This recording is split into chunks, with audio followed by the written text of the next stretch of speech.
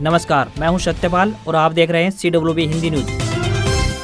शक संवत 1948 विक्रम संवत 2083 आज चैत्र मास के शुक्ल पक्ष की षष्ठी तिथि और दिन मंगलवार है। तदनुसार अंग्रेजी तारीख 24 मार्च सन 2026 आज विश्व क्षय रोग दिवस है। हर साल 24 मार्च को दुनिया भर में विश्व क्षय रोग दिवस मनाया जाता है। इसके उद्देश्य की बात करें तो टीबी यानी तपेदिक जैसी घातक बीमारी के बारे में जागरूकता फैलाना और इसे खत्म करने के प्रयासों को बढ़ावा देना है। इसके अलावा आज यानी 24 मार्च को चैत्र नवरात्रि का छठा दिन है, जो कि मां कात्यायनी को समर्पित है। मां कात्यायनी की पूजा से जीवन में साहस और सकारात्मकता आती है। सबसे पहले आज की सुर्खियां। हरियाणा में सरसों उत्पादक किसानों को मिला है अच्छा भाव, MSP को भी छोड़ा पीछे। बताएंगे सरसों का ताजा भाव। अब मोबाइल पर आएगा मौसम का सटीक अलर्ट। हरियाणा के खेतों में तैनात होंगे 5G सेंसर। बुआई से लेकर सिंचाई तक की मिलेगी स्मार्ट सलाह। अगर नैतिकता है तो स्वयं दे इस्तीफा। क्रॉस वोट करने वाले कांग्रेस विधायकों को भूपेंद्र हुड्डा की दो टूक। अमेरिकी ट्रेड डील के खिलाफ कुरुक्षेत्र किसान रैली में फैसला। 2 अप्रैल को CM सैनी से मीटिंग तय। धान घोटाले पर भी एक्शन होगा। हरियाणा में इस तकनीक से उपजाऊ बनेगी सेमग्रस्त भूमि। 8 लाख ट्यूबवेलों के पानी की होगी जांच। LPG गैस धारकों के लिए बड़ी अपडेट। सरकार ने शुरू की ये नई पहल, बताएंगे पूरी अपडेट। हरियाणा में पेड़ों की देखभाल करने पर मिलेगी 3000 रुपए की पेंशन।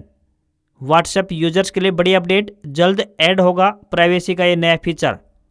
हरियाणा राजस्थान के बीच बिछेगी एक और नई रेलवे लाइन, होने वाले हैं अनगिनत फायदे। युवाओं के लिए सुनहरा मौका। भारतीय रेलवे में बम्पर भर्ती। ALP के 11,000 से अधिक पदों पर आवेदन इस दिन होने जा रहे हैं शुरू। CBSE का बड़ा फैसला, अब हर स्कूल में बनानी होगी स्किल लैब। जारी हुई गाइडलाइन, नियम तुरंत प्रभाव से लागू हुए।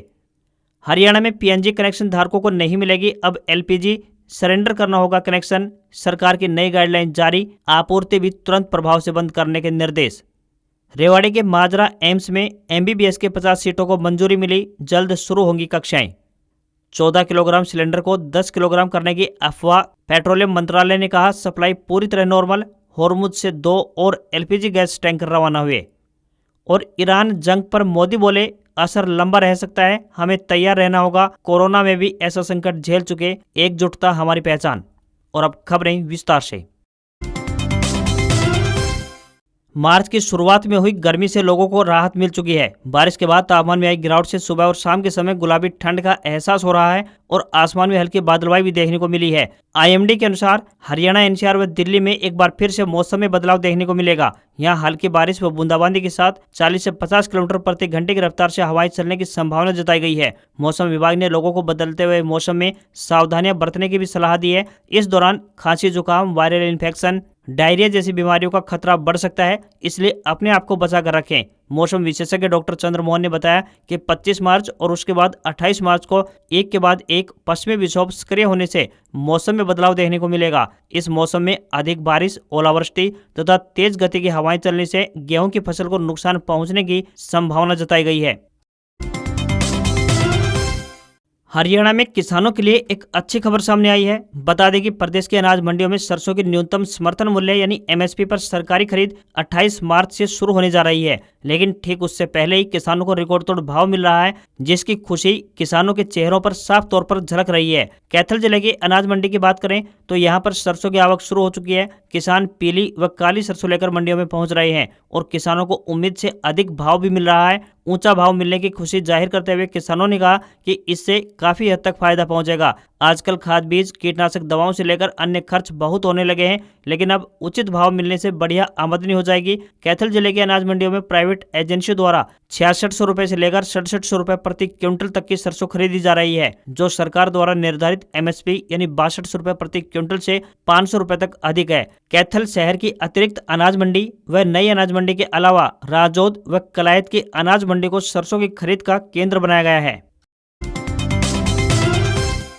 हरियाणा की खेती में आधुनिक तकनीक का बड़ा कदम उठाते हुए राज्य सरकार अब 5G आधारित हाईटेक मौसम प्रणाली लागू करने जा रही है। इस पहल का उद्देश्य किसानों को सटीक और सही समय पर मौसम की जानकारी उपलब्ध करवाना है, ताकि वे अपनी खेती से जुड़े हुए फैसले बेहतर तरीके से ले सकें, क्योंकि मौसम की बेरुखी और अचानक होने वाले बदलावों से अक्सर किसानों को भारी नुकसान उठाना पड़ रहा है। इस योजना के तहत राज्य के 8 जिलों में ऑटोमेटिक हाईटेक मौसम स्टेशन लगाए जाएंगे, जो कि 5G नेटवर्क से जुड़े होंगे और रियल टाइम में मौसम से जुड़ा हुआ सटीक डेटा उपलब्ध करवाएंगे। इन स्टेशनों के माध्यम से किसानों को बारिश, तापमान, हवा की गति और नमी जैसी महत्वपूर्ण जानकारी तुरंत प्रभाव से मिल पाएगी, जिससे वे अपनी खेती से जुड़े हुए फैसले सही समय पर ले पाएंगे। इस नई व्यवस्था से किसानों को विशेष रूप से लाभ होगा, क्योंकि वे बुआई, सिंचाई और फसल सुरक्षा जैसे कार्यों की बेहतर योजना बना सकेंगे। वे अचानक होने वाले मौसम बदलाव जैसे आंधी, बारिश या फिर ओलावृष्टि से होने वाले नुकसान की भी संभावना लगा सकेंगे। इस सेंसर के जरिए जुटाया गया डेटा 5G तकनीक के माध्यम से तुरंत सर्वर तक पहुंचेगा और फिर किसानों को मोबाइल ऐप या फिर SMS के जरिए अलर्ट और जरूरी सलाह दी जाएगी। ये यंत्र प्रतिदिन की गतिविधियों को नोट करने के साथ साथ 5 से 7 दिन बाद होने वाले मौसम के परिवर्तन के बारे में भी सटीक जानकारी देंगे। इसे फतेहाबाद सहित 8 जिलों में प्रस्तावित किया जाएगा। हरियाणा में सिर्फ बुजुर्गों को ही नहीं बल्कि पेड़ों को भी पेंशन मिल रही है। प्रदेश सरकार द्वारा प्राणवायु देवता योजना बनाई गई है, जिसके तहत 75 साल से अधिक पुराने पेड़ों का रखरखाव करने वालों को 3,000 रुपये सालाना पेंशन राशि दी जा रही है। पर्यावरण अनुकूल इन पेड़ों के रखरखाव और संरक्षण को बढ़ावा देने हेतु अब सरकार द्वारा इस योजना का दायरा बढ़ाने का फैसला लिया गया है। वर्तमान में 3,819 पेड़ों की देखभाल करने वालों को इस पेंशन राशि का लाभ मिल पा रहा है और वित्त वर्ष 2026-27 में 1,541 और पेड़ों की पहचान कर उनकी देखभाल करने वालों को पेंशन राशि का लाभ देना शुरू कर दिया जाएगा। इसके अलावा दुर्लभ तथा संकटग्रस्त वृक्ष प्रजातियों के संरक्षण के लिए भी सरकार किसानों को प्रोत्साहन राशि का लाभ देगी। इस पेंशन राशि से पेड़ों की देखभाल जैसे खाद, पानी आदि में मदद मिल पाएगी, जिससे ऐसे पेड़ कटने या फिर सूखने से बचे रह सकेंगे। पेंशन मिलने से लोगों में पेड़ों को बचाने के लिए उत्साह भी बढ़ा है। इस तरह की योजना लागू करने वाला हरियाणा देश का पहला राज्य है। इस योजना के तहत मिलने वाली पेंशन राशि सीधे पेड़ मालिक के बैंक अकाउंट में ट्रांसफर की जाती है। साल 2023 में तत्कालीन मुख्यमंत्री मनोहर लाल खट्टर द्वारा प्राणवायु देवता योजना की शुरुआत की गई थी। बड़ी उम्र के पौधे अपने फैलाव के चलते वातावरण में ज्यादा ऑक्सीजन पैदा करते हैं, जिससे लोगों को सांस लेने के लिए शुद्ध हवा प्राप्त होती है। ऐसे पेड़ों पर कई प्रकार के पंछी भी अपना घोंसला बनाते हैं। यह पक्षी भी पारिस्थितिकी तंत्र को बेहतर बनाने का काम करते हैं।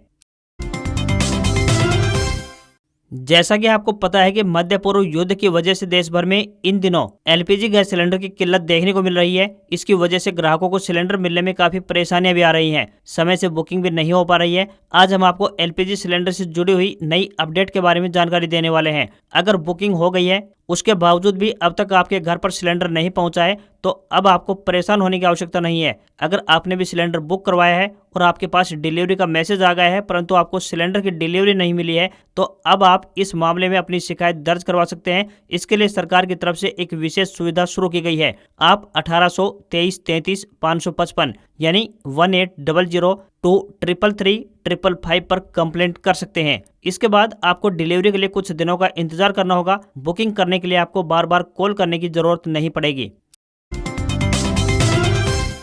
रेवाड़ी के माजरा में NH11 स्थित निर्माणाधीन देश के 22वें अखिल भारतीय आयुर्विज्ञान संस्थान यानी एम्स को कार्यशील बनाने की प्रक्रिया तेज हो गई है। केंद्रीय मंत्रालय ने एम्स में MBBS की शुरुआती 50 सीटों को मंजूरी प्रदान कर दी है। केंद्रीय राज्य मंत्री राव इंद्रजीत सिंह ने जानकारी देते हुए बताया कि जल्द ही MBBS की कक्षाएं और OPD सेवाएं शुरू होंगी। दिल्ली एम्स द्वारा रेवाड़ी एम्स में प्रशासनिक पदों को भरने के लिए पहले ही विज्ञापन जारी किए जा चुके हैं। अन्य पदों पर भर्ती की प्रक्रिया भी जारी है। रेवाड़ी एम्स में कुल 1700 से अधिक अधिकारियों और कर्मचारियों की भर्ती की जानी है। एम्स प्रशासन द्वारा भर्ती प्रक्रिया शुरू करने का यह पहला अवसर है। गुरुग्राम के सांसद और केंद्रीय राज्य मंत्री राव इंद्रजीत सिंह के कार्यालय ने बताया कि एम्स प्रशासन को भविष्य में तकनीकी और गैर तकनीकी पदों के लिए और विज्ञापन जारी करने हैं। कुछ पदों के लिए वित्त मंत्रालय से भी अभी मंजूरी नहीं मिली है, जिसकी जल्द मिलने की उम्मीद है। तकनीकी और गैर तकनीकी पदों पर भी जल्द भर्ती शुरू होगी। 750 बिस्तरों वाले इस एम्स के निर्माण पर लगभग 1700 करोड़ रुपए खर्च होने का अनुमान लगाया गया है।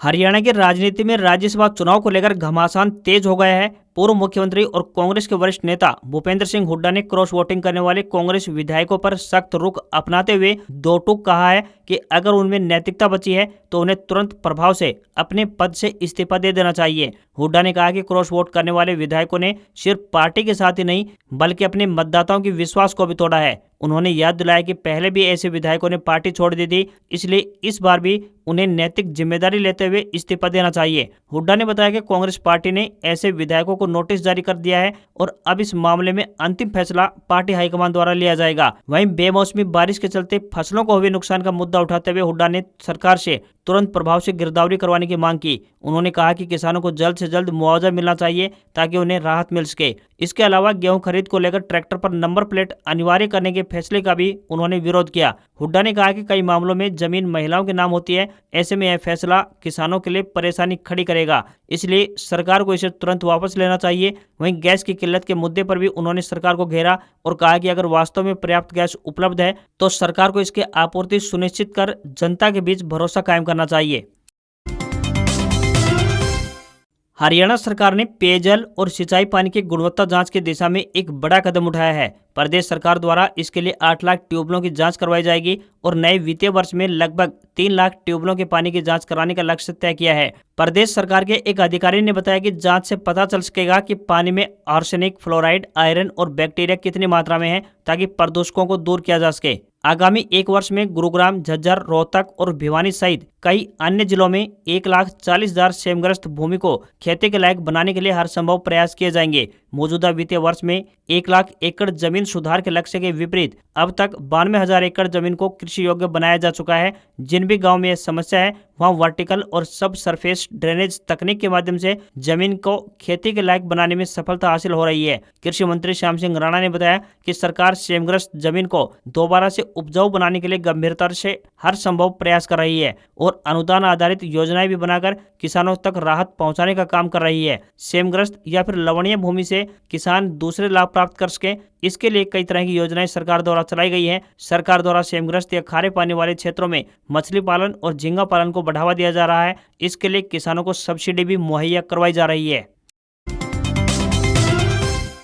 आने वाला दौर मशीनों का होने वाला है। हर दिन नए नए रोबोट और मशीन बनाई जा रही हैं जिससे मनुष्य का काम आसान हो पाए। स्कूल में आने वाले वक्त में विद्यार्थी मशीनों के साथ काम करेंगे, नए नए स्किल सीखेंगे और पढ़ाई को सीधे जिंदगी से कनेक्ट कर पाएंगे। इसी बदलाव की दिशा में सेंट्रल बोर्ड का स्कूल एजुकेशन यानी CBSE की तरफ से एक बड़ा फैसला लिया गया है। अब सभी CBSE स्कूलों में कंपोजिट स्किल लैब बनाना कंपलसरी हो चुका है। यह निर्णय NEP 2020 और national curriculum framework for school education 2023 के तहत लिया गया है। इसका लक्ष्य यही है कि पढ़ाई ज्यादा प्रैक्टिकल और रोजगार परक बन सके। नई व्यवस्था के बाद स्कूलों में पढ़ने के तरीके में काफी परिवर्तन होने वाला है। स्टूडेंट्स अब केवल परीक्षा के लिए नहीं बल्कि भविष्य के लिए तैयार किए जाएंगे। CBSE के नए दिशा निर्देशों के अनुसार अब स्किल और वोकेशनल एजुकेशन को पढ़ाई का अहम हिस्सा बना दिया गया है। छात्र अब केवल थ्योरी नहीं पढ़ेंगे बल्कि कक्षा 6 से ही electrical, IT, retail, health care जैसे क्षेत्रों से जुड़े बेसिक स्किल भी सीखेंगे। नई शिक्षा नीति के इस कदम से स्पष्ट है कि अब पढ़ाई का अर्थ सिर्फ नंबर लाना नहीं बल्कि हुनर सीखकर आत्मनिर्भर बनना भी होगा। ऐसे में आने वाले सालों में स्कूलों से निकलने वाले विद्यार्थी ज्यादा सक्षम व रोजगार के लिए तैयार दिखाई देंगे। स्कूल चाहे तो कक्षा 6 से 12 तक के लिए 600 वर्ग फीट की एक कॉमन लैब बनाएं या फिर 2 अलग अलग लैब बना सकते हैं। नए स्कूलों के लिए यह नियम तुरंत प्रभाव से लागू रहेगा। पहले से चल रहे स्कूलों को राहत देते हुए 22 अगस्त 2027 तक का टाइम दिया गया है। इस समय सीमा तक इन स्कूलों को लैब का निर्माण करना अनिवार्य रहेगा। यह लैब केवल एक कमरा नहीं होगी बल्कि छात्रों के लिए प्रयोगशाला जैसी होगी जहां वे खुद प्रयोग करेंगे और सीखेंगे। हरियाणा से राजस्थान के बीच सार्वजनिक परिवहन कनेक्टिविटी को मजबूत करने की दिशा में एक और अच्छी खबर सामने आ रही है। यहाँ रेवाड़ी से वाया नीमराना होते हुए जयपुर तक प्रस्तावित नई रेल लाइन परियोजना को प्रशासनिक स्वीकृति प्रदान की गई है। रेल मंत्रालय ने 191 किलोमीटर लंबी इस नई रेल लाइन के लिए फाइनल लोकेशन सर्वे करवाने की मंजूरी प्रदान कर दी है। रेल मंत्रालय की मंजूरी के बाद अब इस प्रोजेक्ट के लिए डिटेल प्रोजेक्ट रिपोर्ट यानी DPR तैयार की जाएगी। यह प्रस्तावित रेल लाइन हरियाणा और राजस्थान के औद्योगिक एवं व्यावसायिक क्षेत्रों में सीधे कनेक्टिविटी प्रदान करने में अपनी निर्णायक भूमिका अदा करेगी। खासकर नीमराना क्षेत्र में जापानी औद्योगिक जोन सहित कई बड़े उद्योग स्थापित हैं। ऐसे में नई रेल कनेक्टिविटी मिलने से यहाँ के लिए माल ढुलाई करना सस्ता और आसान भी हो जाएगा। इस प्रोजेक्ट के पूरा होने पर रोजाना सफर करने वालों के लिए भी राहत पहुंचेगी। वर्तमान में बात करें तो रेवाड़ी से जयपुर के बीच सफर के लिए मौजूदा सड़क मार्ग या फिर रेल मार्ग की बात करें तो बहुत ज्यादा लंबा पड़ता है। इन रूटों से सफर करने में घंटों का समय लगता है, लेकिन नई रेल लाइन बिछाने पर यात्रा के समय में कमी आएगी। इस नई रेल लाइन की बदौलत हरियाणा और राजस्थान के कई कस्बों और गांवों को पहली बार रेल संपर्क की सुविधा भी मिलने वाली है। इससे स्थानीय स्तर पर रोजगार के अवसर पैदा होंगे और साथ ही व्यापारिक दृष्टि से भी फायदा पहुंचेगा। यदि सभी प्रक्रियाएं समय पर पूरा होती हैं तो Rewari Jaipur via Neemrana rail line उत्तर भारत के लिए एक महत्वपूर्ण परिवहन कॉरिडोर बन सकती है।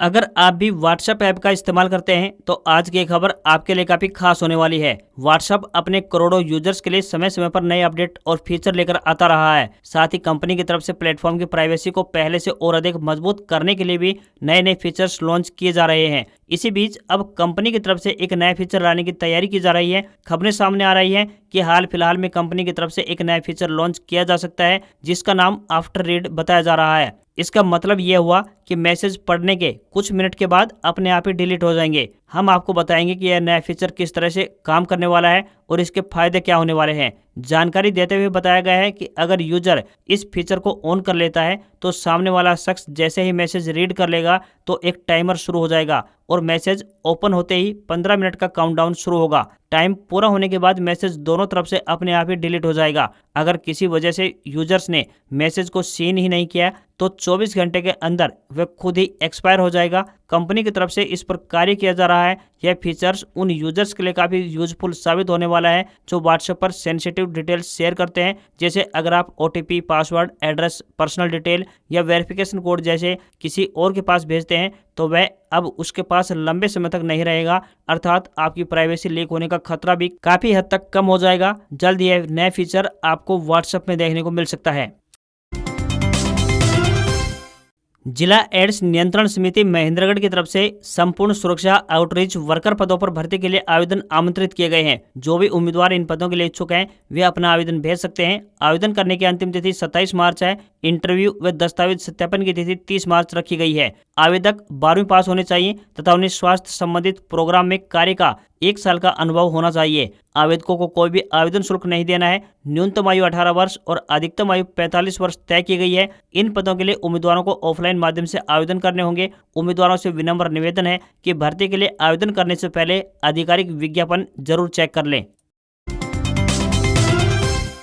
रेलवे में सरकारी नौकरी का सपना देख रहे युवाओं के लिए शानदार खबर देखने को मिल रही है। रेलवे भर्ती बोर्ड की तरफ से असिस्टेंट लोको पायलट यानी ALP के 11,127 पदों पर भर्ती के लिए नोटिफिकेशन जारी कर दिया गया है। इन पदों के लिए 10वीं पास और ITI धारक अभ्यर्थी आवेदन कर सकते हैं और अपने लिए जॉब सुनिश्चित कर सकते हैं। असिस्टेंट लोको पायलट के आवेदन 15 मई से प्रारंभ होंगे। आवेदन की अंतिम तिथि 14 जून रहने वाली है। वेतनमान की बात करें तो पे स्केल 2 में प्रारंभिक वेतन 19,900 रुपये प्लस भत्ते दिए जाएंगे। आवेदन के लिए आयु सीमा 18 वर्ष से 30 वर्ष रखी गई है, जबकि आरक्षित वर्गों को नियमानुसार छूट मिलेगी। इस भर्ती प्रक्रिया के जरिए सभी प्रमुख जोन में नियुक्तियां होंगी। अभ्यर्थियों को सलाह दी गई है कि वे लास्ट टाइम की भीड़ से बचने के लिए 14 जून की समय सीमा से पहले अपना रजिस्ट्रेशन जरूर कर लें। आवेदन के वक्त अभ्यर्थी का नाम और बर्थ डेट आधार कार्ड से मिलनी होनी चाहिए, यानी कि आप अपने तब तक आधार कार्ड को अपडेट अवश्य करवा लें। रेलवे में भर्ती के इच्छुक युवकों के लिए यह गोल्डन चांस है। एक साथ देश भर के अलग अलग बोर्डों में ये नियुक्तियां की जाएंगी। पश्चिमी एशिया में जंग के हालातों पर PM मोदी ने पहली बार सार्वजनिक बयान दिया है। लोकसभा में 25 मिनट की स्पीच में उन्होंने कहा कि इस युद्ध के कारण दुनिया भर में जो कठिन हालात बने हैं उनका प्रभाव लंबे समय तक बने रहने की आशंका है, इसलिए हमें इसके लिए तैयार रहना होगा, हमें एकजुट रहना होगा। PM ने कहा, हम कोरोना के समय भी एकजुटता से ऐसी चुनौतियों का सामना कर चुके हैं, अब हमें फिर से उसी तरह तैयार रहने की आवश्यकता है। धैर्य के साथ, संयम के साथ, शांत मन से हमें हर चुनौती का मुकाबला करना है। यही हमारी पहचान है, यही हमारी ताकत है। PM मोदी ने कहा कि सरकार की कोशिश है कि देश में तेल संकट व गैस संकट न हो। इसके लिए 27 की जगह अब 41 देशों से इंपोर्ट कर रहे हैं। पश्चिमी एशिया में 1 करोड़ भारतीय रहते हैं, उनकी सुरक्षा हमारी प्राथमिकता है। PM मोदी ने कहा कि तनाव खत्म होना चाहिए, बातचीत से ही समस्या का समाधान है। नागरिकों और पावर प्लांट पर हमले मंजूर नहीं है। होर्मुज का रास्ता रोकना भी स्वीकार नहीं होगा। उन्होंने बताया कि अभी तक 3,75,000 भारतीय सुरक्षित देश लौट चुके हैं। ईरान से ही 1,000 भारतीय सुरक्षित लौटे हैं। 700 से ज्यादा मेडिकल की पढ़ाई करने वाले इसमें युवा शामिल हैं। हमारे पास पर्याप्त अन्न के भंडार हैं। आपात स्थिति से निपटने के लिए पर्याप्त इंतजाम है। भारतीय शेयर बाजार में बड़ी गिरावट देखने को मिली। सेंसेक्स 1837 अंक की गिरावट के साथ 72,696 के लेवल पर पहुंच गया है। वहीं निफ्टी में भी 602 अंक की बड़ी गिरावट रही और ये 22,513 पर बंद हुआ। बैंकिंग, ऑटो, मेटल और एफएमसीजी शेयर्स में ज्यादा गिरावट रही। कच्चे तेल के दाम बढ़कर $113 प्रति बैरल पर पहुंच गए हैं। अमेरिका और एशियाई बाजारों में गिरावट का असर भारत पर पड़ा है। वहीं सोने चांदी की कीमतों में गिरावट रही। India Boolean and jewellers association के मुताबिक 10 ग्राम 24 कैरेट सोना 7,649 रुपए की गिरावट के साथ 1,40,000 रुपए पर बंद हुआ है। वहीं 1 किलोग्राम चांदी की कीमत 13,104 रुपए की गिरावट के साथ 2,19,000 रुपए पर बंद हुई। मीडिया रिपोर्ट्स के मुताबिक 40 साल में सोने की कीमत में इतनी बड़ी गिरावट दर्ज की गई है। अमेरिका इजराइल की ईरान से चल रही जंग की वजह से सोना 24 दिन में 19,528 रुपए और चांदी 47,440 रुपए सस्ती हुई है। वहीं 22 कैरेट सोने का दाम 1,23,789 रुपए पर पहुंच गया है। सोना चांदी के दाम में आगे भी एक गिरावट जारी रह सकती है। ऐसे में निवेशकों को अभी सोने चांदी में निवेश करने से बचना चाहिए। आज खबरों में इतना ही। देखते रहिए आपका अपना हरियाणा का सबसे बेहतरीन news channel CWB Hindi news. नमस्कार। इसी आशा के साथ आपका दिन शुभ रहे।